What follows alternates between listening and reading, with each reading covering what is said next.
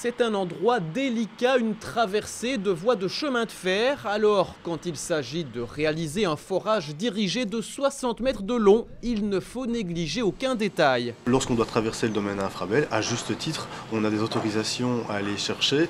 Ici, on fore à plus de 5 mètres de profondeur, on a des distances à respecter de manière bien précise.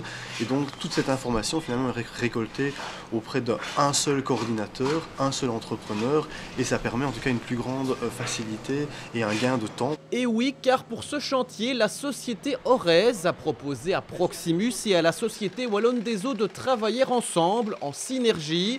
Cela signifie qu'une coordination a été mise en place pour l'analyse du dossier et ce sont donc 3 forages dirigés qui sont réalisés simultanément à Rebec et ces synergies sont courantes. Ici on a la chance avec la commune de Rebec d'avoir régulièrement, voire 2 à 3 fois par an, des réunions plénières. C'est l'occasion pour tous les gestionnaires de mettre sur carte finalement leur projet, leur planning 2016, 2017, 2018.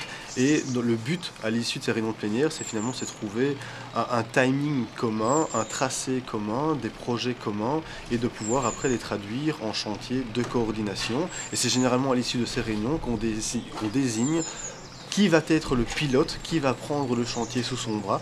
Parfois c'est Orez, parfois c'est la Wallonne des Eaux.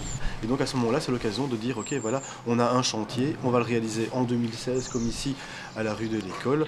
Et à ce moment-là, au niveau des riverains, c'est une seule et unique opération, c'est un seul et unique entrepreneur. Finalement, on le voit, gestionnaires de voirie et gestionnaires de câbles et canalisations anticipent de plus en plus dans les communes l'entrée en vigueur du décret impétrant fin 2016.